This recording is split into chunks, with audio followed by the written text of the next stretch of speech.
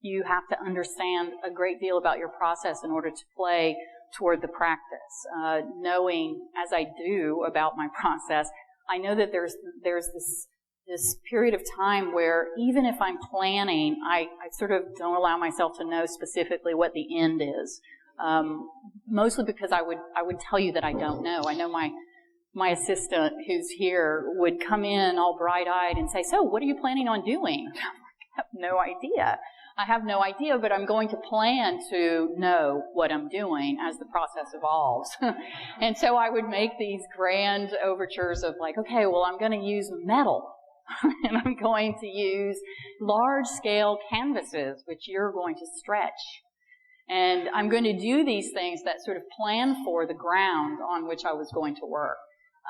And this whole process sort of came together with that sense of faith and knowing that the paintings would be made and that I would be planning the structure, but that it would be in the process of making.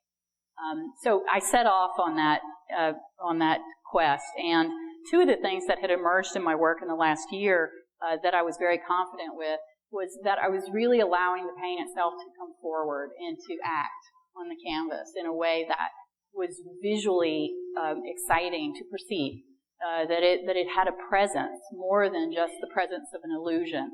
And this was something that had been characterized in my work in the past, but I had never been really confident in exercising it, mostly because it would act as a gesture that would often happen in the end.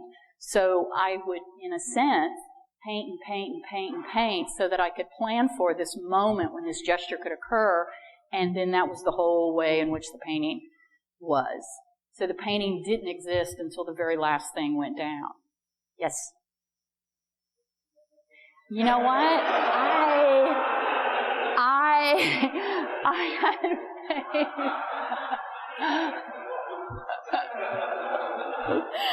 therein lies the genius of my project, right?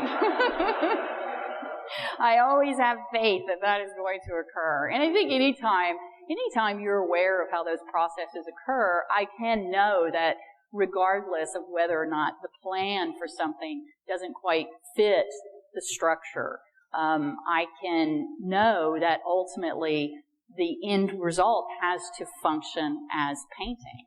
And so in planning that, or in sort of preparing to plan for that, that's how the paintings began.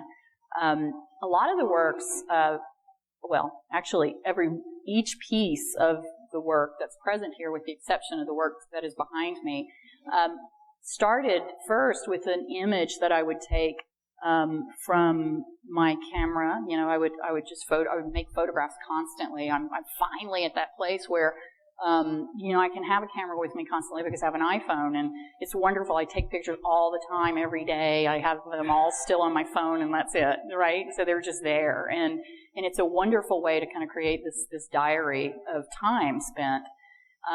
So because of that, I would have these extraordinary photographs of passing spaces, you know, like driving and seeing roadways moving really rapidly, but having the parallax view of the sky being still. And so these images were very compelling to me because they presented this moment that I'm very often pointing to with painting, which is that it's a protracted moment. It's a moment that sort of foresees the future. It is the past, but it's also something about the present.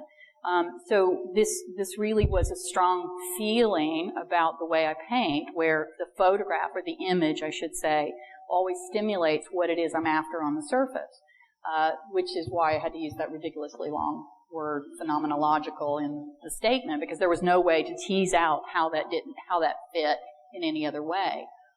So with this premise of thinking about how that image of painting can example an existence of a view, so that it implies the viewer. The viewer is present in the process of movement and time and actual perception. And painting can do that. It can do that because the material itself has a physical presence that tells me about something real. And it can do that because it has this ability to reveal image that is an illusion. So I can look at something and it can appear as though it's a sky in front of me. And painting can do that because it's also by the hand of the artist coming in to bringing these things together to compile it and say, well, these things simultaneously together result in this space. So in that, or in saying that, the other thing about my work is that it investigates disaster. Not because I'm morbid or want to sort of linger in that place, but I do think that the point is that disaster is existent at all times, everywhere, all the time. Whether it's because it had happened in the past or it will happen again in the future, or that it's just something that gives rise to how experience occurs, that these things are omnipresent. It's here all the time. So this notion, obviously, in my work, many of you I see here who followed my work and seen my work, has, of course, come forward in actual disaster paintings that point to photographs, that acknowledge certain elements of this in the landscape that can be seen by eyes because of this singular image. And then more in this process of painting, where it becomes a compilation of those ideas and thoughts coming forward. And I kind of think these are really the mastery of that maybe on some level these were this moment where I could actually just give it all over to that and say, well, what does this really mean with this particular view? And how is it that painting can excite it or acknowledge it? And so with each of the pieces, I was able to kind of give it that singular voice in a way where I would work with it. And I would come to the painting thinking that it was supposed to accomplish one thing. But then by the time it ended, the painting itself would really have, with my assistance, would have decided what its presence was. And I would say that really with especially the large piece over here in the center that will now be part of MOCA's collection, where I think if planning were a part of it, the painting was planned to be this very simple sort of vision of the sky and the ground plane, where there was almost a representation that just reflected itself. But in the final process of making the painting, it was clear to me that the ground plane had to be completely disrupted, and that it had to be disrupted in a way that the geometry of that plane both so it would be these components of how I would do the ground plane.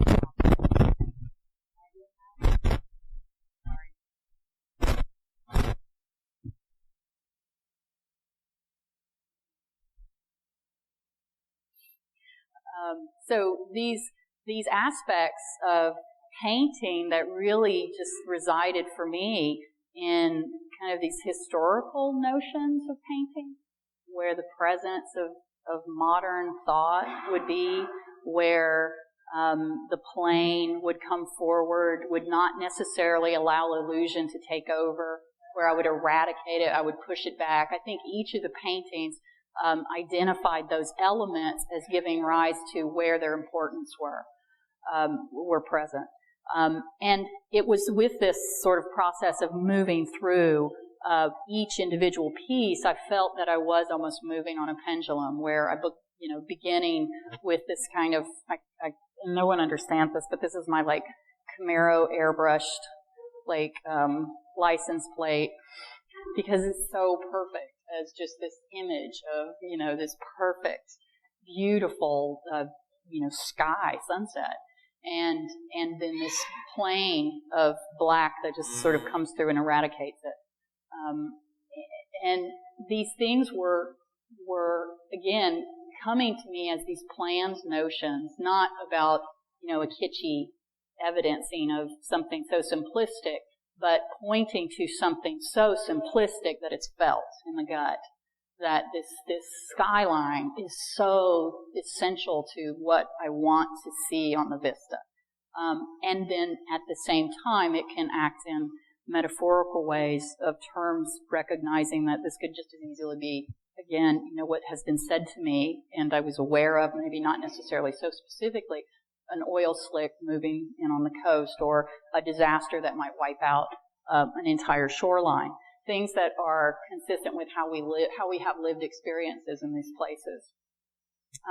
There are many ideas that kind of come in and out in the way I'm working. In other words, I might have entered into this process really knowingly in context of the content, where I was really looking at engineered spaces, how curb and gutter was a huge issue with the Atlanta flooding, because it was the impossibility of that much water to be maintained within our substructures here in Atlanta that caused so much devastation in 2009, where culverts were sort of burst because they couldn't handle the flow of water being redirected from rivers, where places that we live have to be traversed, causeways that have to cross large bodies of water in order for individuals to get from one place to another.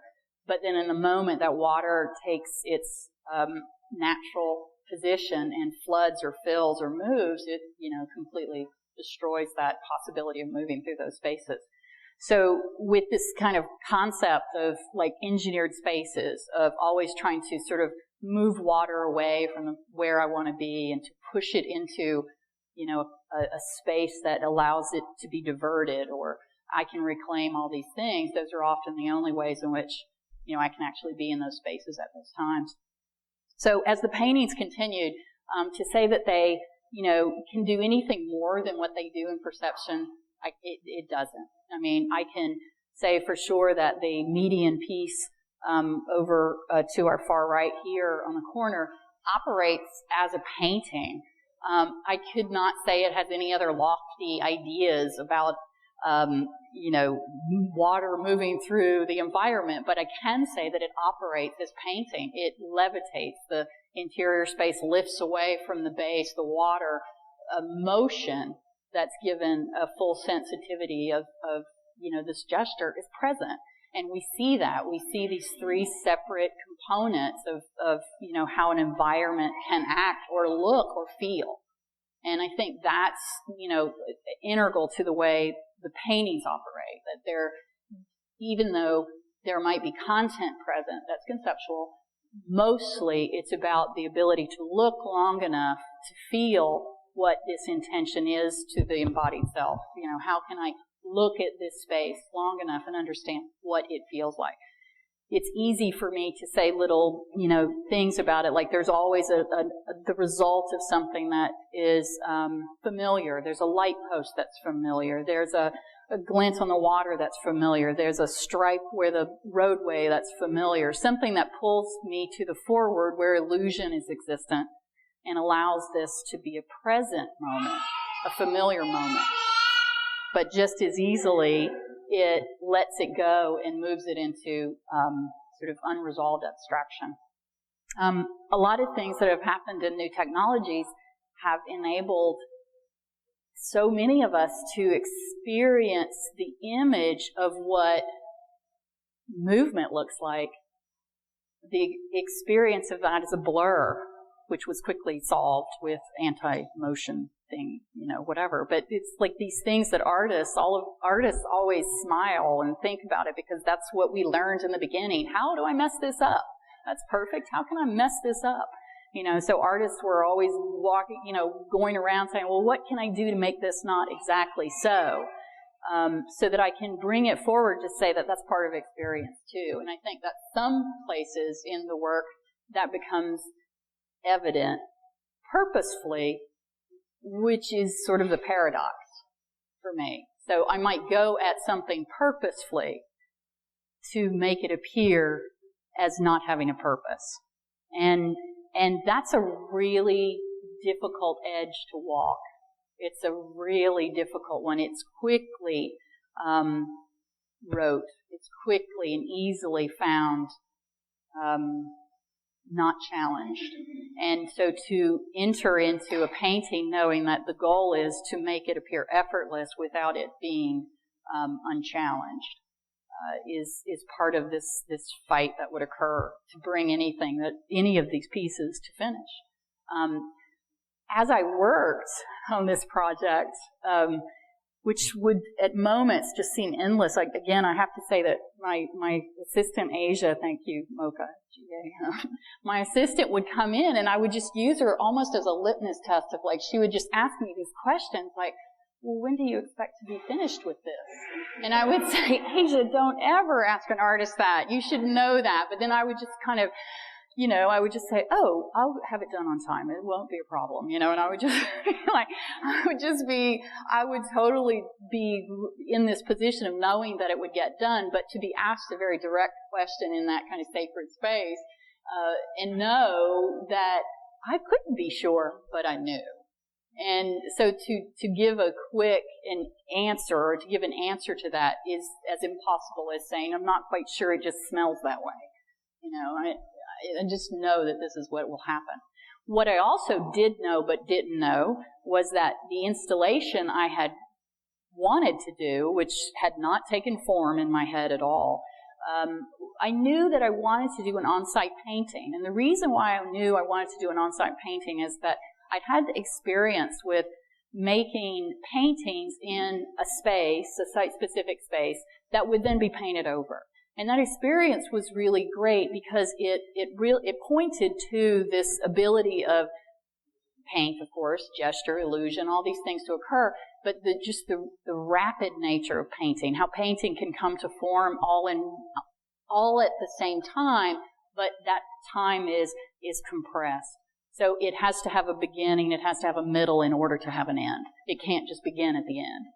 So, so this notion of like being able to come in and make the painting on site was really strong for me, but I had not settled on its importance on the wall, or, how is this really going to come to form, which is where the metal began to make a little more of become more clear to me, especially the pieces that I had done the previous year, where I was working, again, with just the geometry and the gesture of how a movement can occur so that the material of paint reflects an image.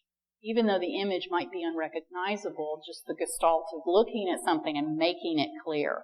Oh, that's simultaneously a hole or a plane. And this kind of moment, this perfect moment of recognizing something but then unrecognizing it at the same time is really valuable in my work. And as I started working more on finishing what was happening in the long paintings, what needed to happen on the metal became more clear. So I had planned for that process, much like many of the other processes I do, to first establish itself by making many. And so I had made many, and actually I made many more than this, but edited back some of those. I made many smaller pieces on metal so I could examine those different planes as they move through space. And then I just had this great idea that that I could do the same thing on the larger panels, and to let that happen once I got into the space was most important, because I felt that there was going to be something about the larger panels that had to be decided again, as I'd said with the other paintings, at the last moment. I had to decide that at the last moment. I couldn't come in and say, oh, I know exactly what these are, this is the way they're going to look, or even plan for that coming in. And since they were such a simplistic geometry, I was confident that that would find its form as soon as I was in the space. So that plan, I think, functioned quite well until I figured out that the wall is actually not a flat plane. And and so it was just sort of, it was ironic that I had gone to this huge effort to have these panels built, and the craftsman had done such a great job, and and the discussion was, for me, was that this has to exist on the flat wall, and it has to really snug up against this flat wall, and again, going back to this notion that it's a flat wall.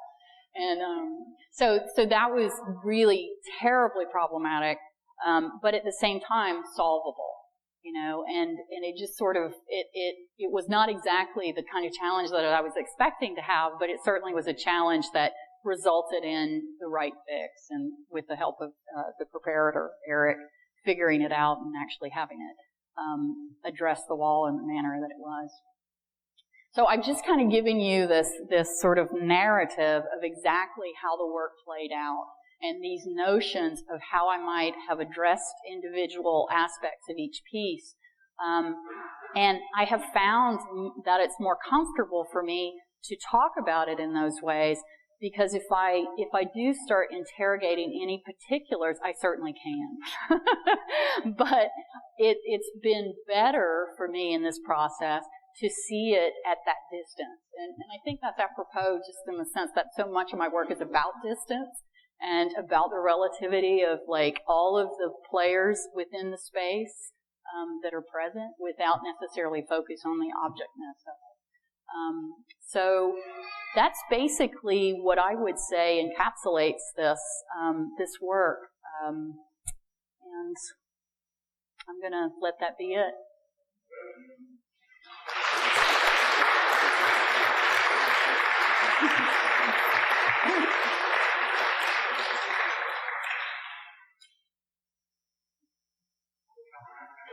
You do?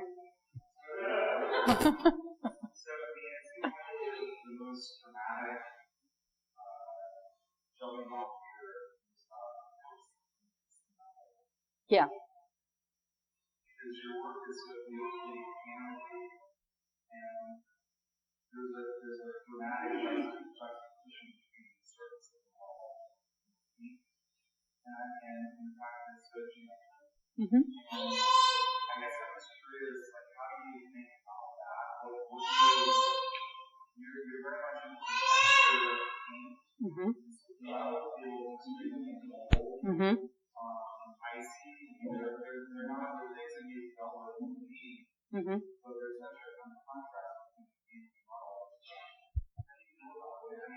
Well, I do. I think a lot about it. I mean, you can probably imagine. And I think the reason even how I had sequestered, like, the metal to happen in the end game, you know, that the metal was really important for me to work on, but mostly because the metal was completely impenetrable.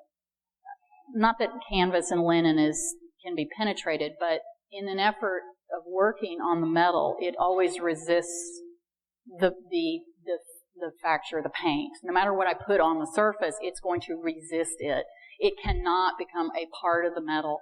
And so there was something conceptually about that it pushes the geometry forward, that the physical material of the paint is actually held within the confines of that, and that even in this process of painting exists on a layer or a level. It is different in the way in which I was approaching painting on canvas and linen and a variety of other means, where the process, my process, always asks for illusion to be present before I'm pushing something forward. So if in the paintings on canvas, I'm really conscious of foreground, middle ground, background as a way to deploy movement. You know, I want you to have this experience of deep and forward and stop. You know, I want the surface to be present. But I think very strongly on the metal that's divided into two spaces. And so I guess what I'm saying is it was the closest thing that I could give credit to gesture as an action to make painting and the impulse to install.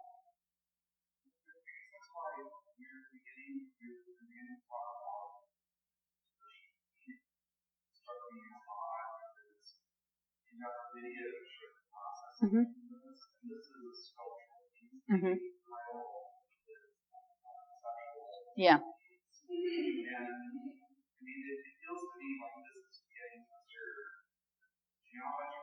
Mm-hmm.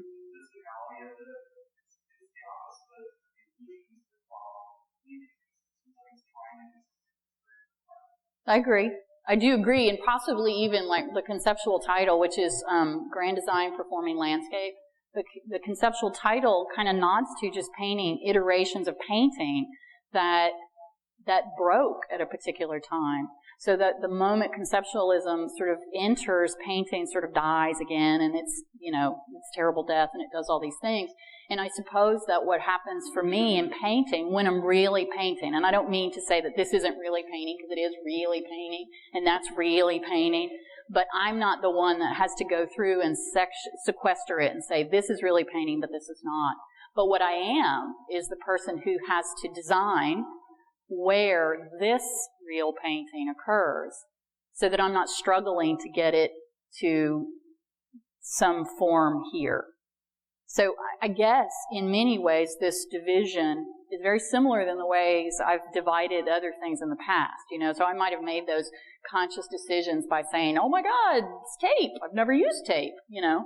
I mean, that was this huge opening for me, which is absurd, except that when I was a student, to use tape would have been sacrilege, you know. It would have been like, what? You're using tape? Good God, you know. It would just be like, so you find out over time these things that were really just taught to you, and you never questioned it, you know. And so when I started interrogating those things, I had to find its form.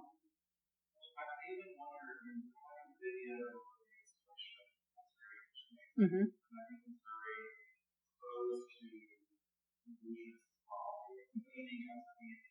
Your meaning is always acknowledging reality. Meaning isn't just meaning other things going on. So I wonder who does. Why did we stop looking at Right. I could have. Yeah, I could have. But what is it about meaning that you get a sense of the horizon? You see space. There's such dimensions that you're talking about. They're operating in the plane, so you're immediately aware that you're not looking at something. You're actually looking forward. Yeah, yeah. Well, that is like, Lewis, you do this. You always do this. You act like the deepest. I'm usually drunk and the lights are going out in the gallery and I'm like having to defend something. But this is good because it's true. And I do think that, again, I'm going to point back to the things that I couldn't know about this piece. I had to know that I was heading into a sculptural realm and doing it on a plane, you know, which is asking for it to be two-dimensional, you know, to flat plane. That's asking, this is going to be two-dimensional. So I know that a lot of those concepts were really present for me in the development of it, as much as my desire to compartmentalize by taping out those spaces and then painting within them so that those spaces were embodied of something that is meaning. This is, again, I'll go back to just just the ability to drag paint across the surface in an action that's a meaningful one. You know, so I wasn't painting this with abandon. I wasn't. I was painting this with a clarity of like, I understand that I need to make this do some things. And those things are going to be based on how I need them to appear. And yes, if I were just staying with the content or the concept of it, taping it out would have been all I needed to do. But what I needed it to act on was that it was a performance of the medium. That the medium by my hand embodied, you know, came in and made this so that this could appear to be separate from the metal. Otherwise it would just disappear.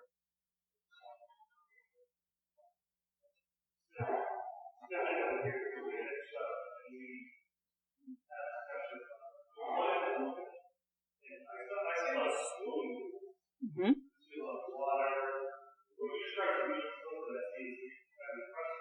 Mm-hmm.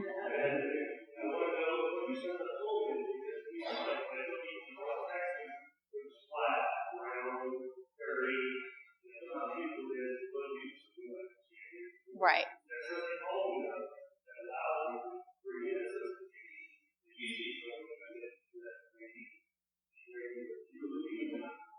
Right, right. Admittedly. I mean, and I think that's always, I walk that line because a lot of the work that I've done, necessarily, I'm not sure, but often has an autobiographical edge just because it's coming directly from images that are familiar landscapes. But even as I point to each of these, they no longer reference specifically the landscapes of Mississippi, but are just as easily Atlanta, looking for whose pool this was, but I don't know. Derelict pools and, spaces like, I think that was the Pacific Coast Highway, just like a...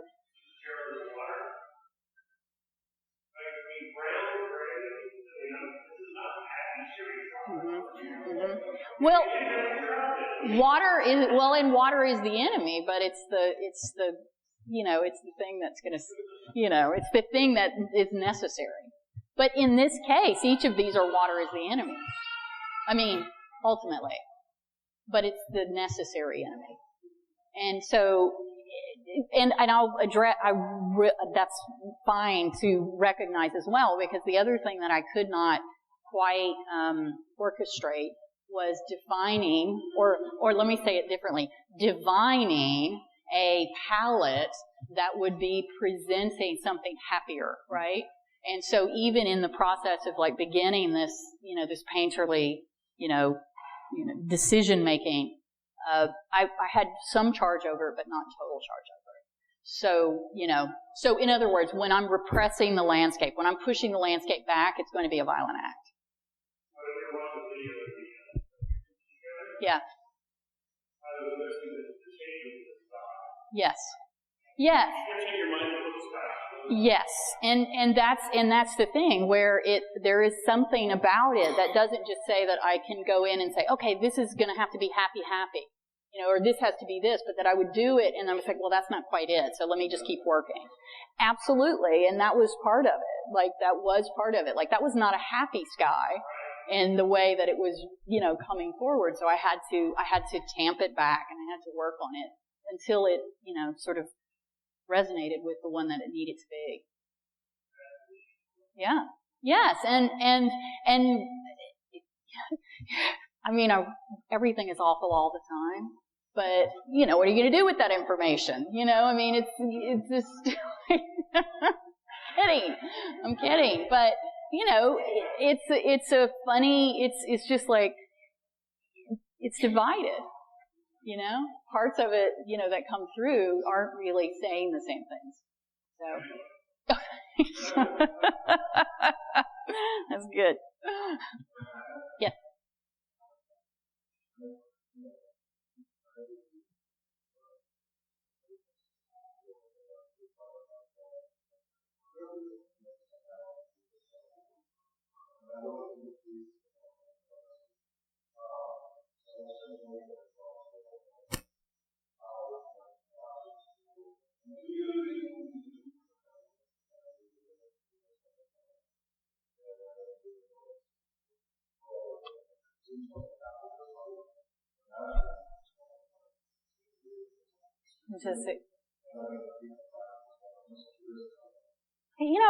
I think the strangest thing, John, that had occurred, I think, in this process was I sort of recognized the value,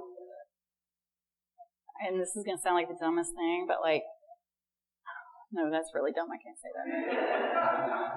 Like, I'm a really good painter, and like, and like to acknowledge that, like in any of these paintings, like I had to acknowledge that. And so there could be endless experimentation.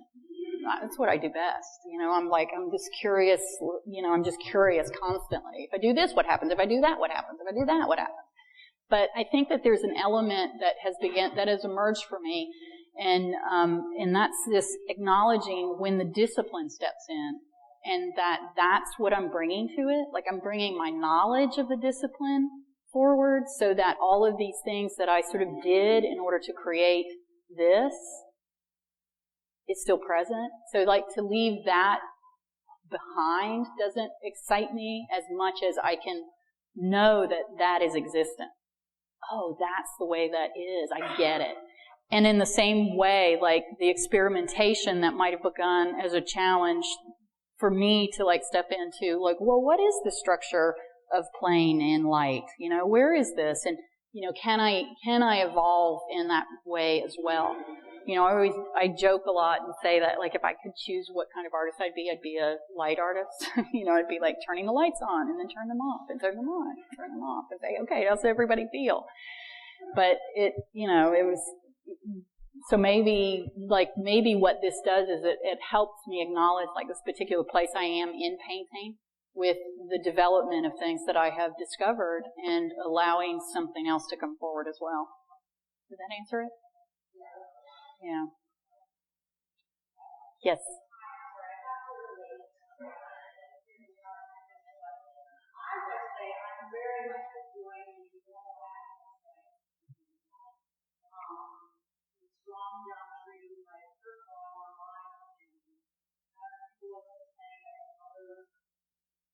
Depressing, yeah.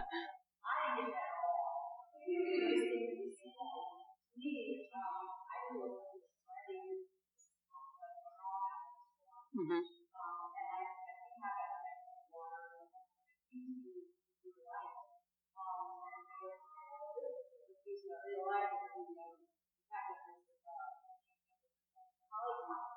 Yeah.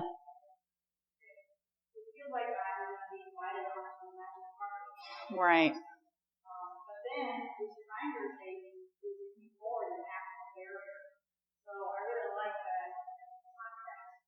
Yeah.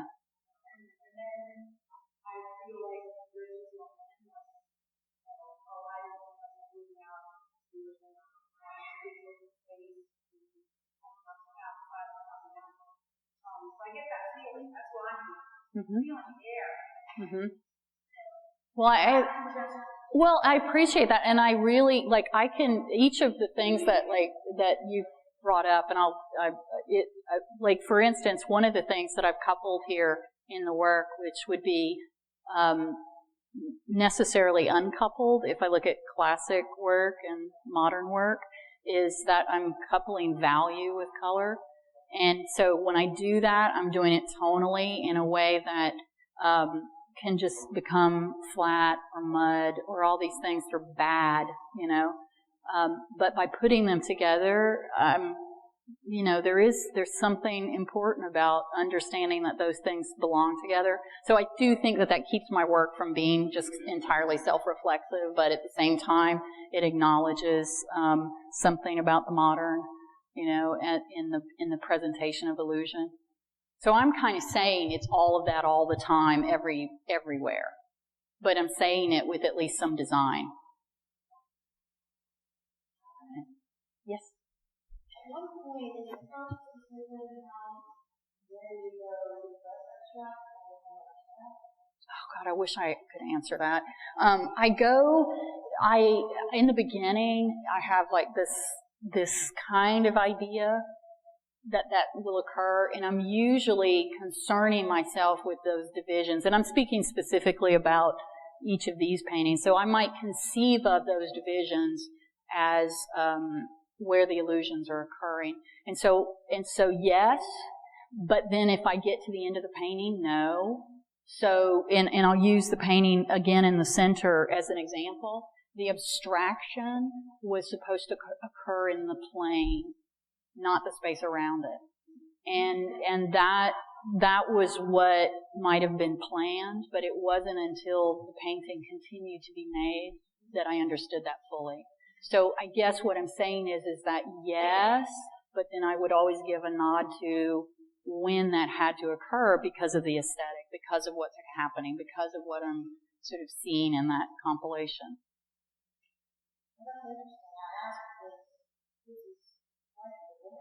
Mm-hmm. Yes. Yes. Yes.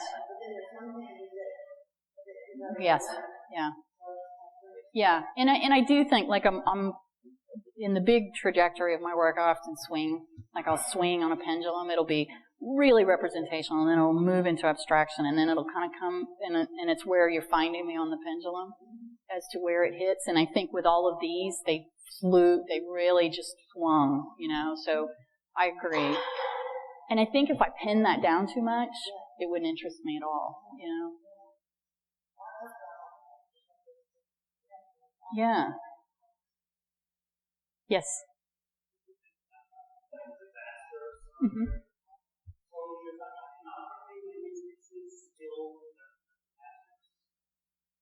Yes, they do, but mostly it's in seeing it as movement. So in other words, the piece behind it where the blackened base is eradicated by blackness, it's disaster, because that's, in my head, that's the ground. And in reality, that's a coastal plain that's been destroyed. It's a photograph of it, but there's nothing that says that anymore in the image. You know, there's nothing. It just references its potential. You know, its potential being. Yeah, sure. Yeah, sure. Yeah, and I mean, oh yeah. And I think those are, again, just in the consciousness of knowing where that occurs, like in pop art or in art making, where here's this, you know, this terrible, like, sort of porn in a way, you know, it's just like, ugh, you know, here's this. And it's an aesthetic representation over and over again. And so to me, those are always like just the beginning of like touching on how images like that are compelling, but distanced because they're image already. And I think that's part of like how I enter into notions of like something that appears ugly or abject, or I don't want to see that, but because it's an image, it's tame, it's mediated, so it's separate. You know, I mean, because I could tell you all day long, like that's Mississippi coast. It's been totally it's been totally obliterated by the Katrina. It was a horrible mess, and when the oil spill occurred, there were big globs of oil. You know, I mean, so metaphorically, this could actually be all of those things.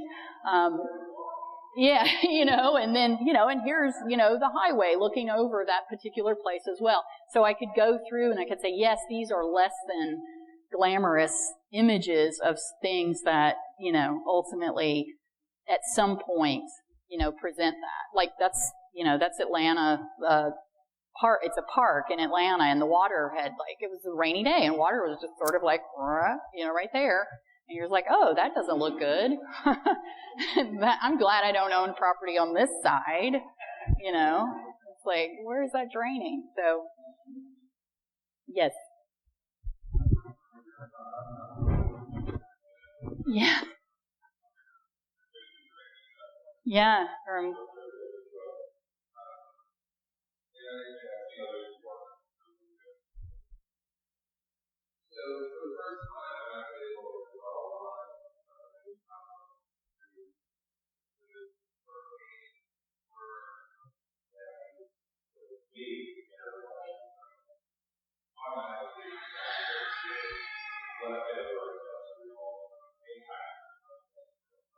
Yeah, yes, yeah.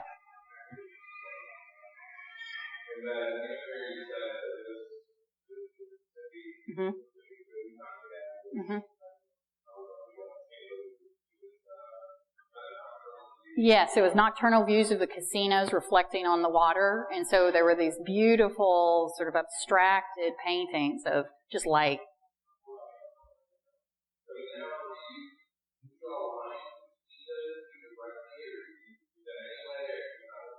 You know, it's been it's.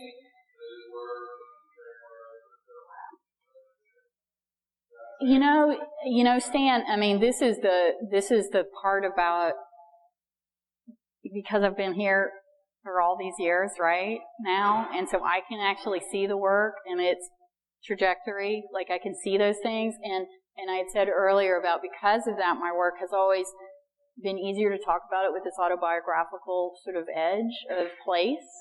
I hesitate to say that maybe I'm just the thing that connects them, you know, and maybe that because I am always looking to the landscape, that how those arrangements, and water, you know, how those arrangements are occurring, like it's my paintings are always about perception.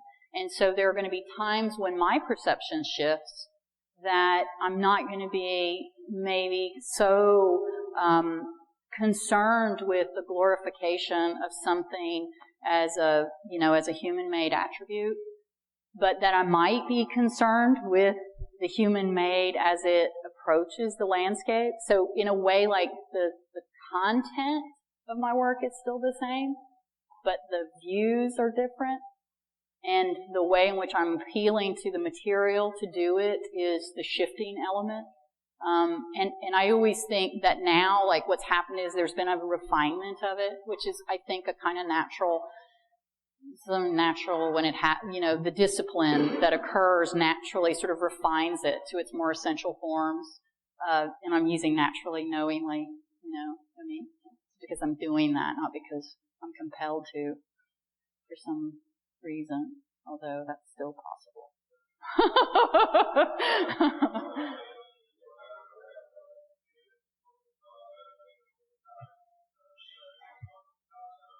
Yeah. Yeah, and I mean, and in the loosest terms, I would say that, like, I can't ever look at a landscape without knowing what, why, and how, and usually there's an economic, there's a social, there's a, environmental, like those things, like I can't look at something and not know those things. Like I said, everything is awful all the time, because I know all those things, but, yeah, and so what? Everything's awful all the time, and here it is, but saying that is that because I'm knowing it, I know these things, I'm not looking at this as a beautiful sunset, because beautiful sunsets are a construction of sorts, but at the same time, they exist. Does that make sense? Do you see a connection then? Do you see the connection in my work now? Do you think?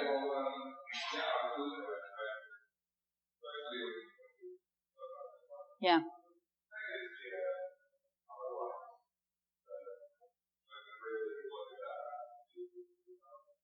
Mhm.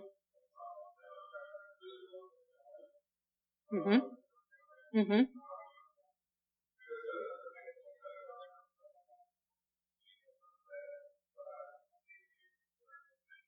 Yeah. And the appeal is the same. I think that's, I'm interrogating the appeal of it, So, not that I'm examining the same appeal, but I'm interrogating appeal.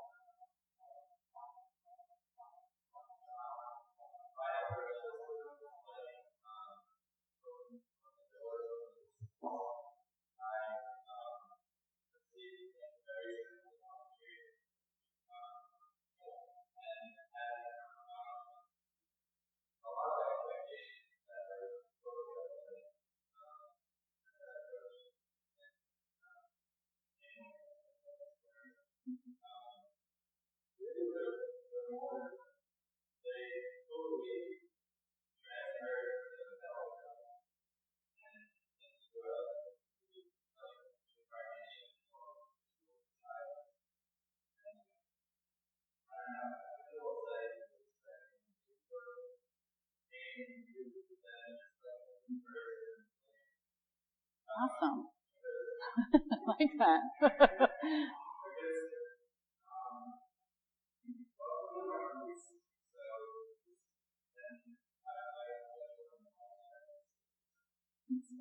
Mm-hmm.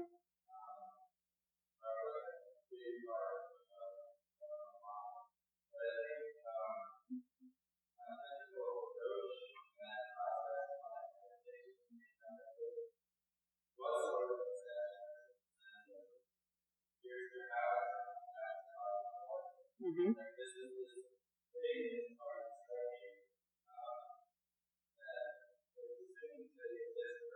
Right. But it's right, it's a memory, it's a loss, it's a whole. Yeah.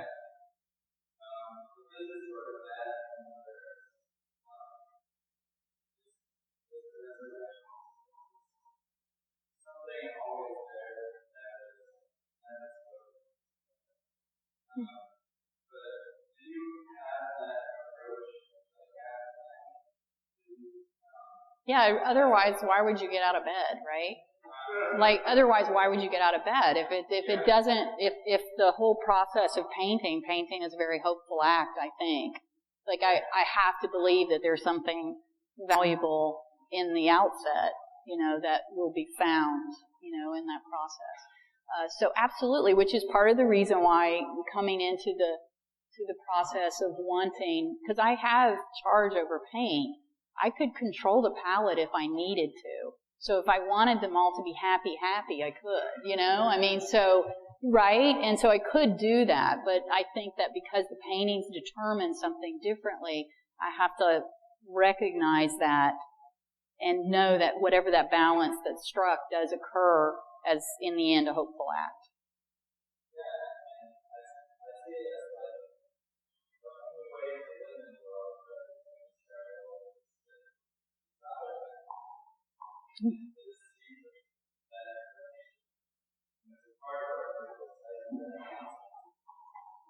Mm-hmm.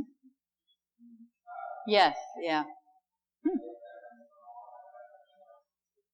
Now, these seem really fine to me. I mean, you know, I'm like, they seem fine to me. Thank you. Great conversation. Yes. You guys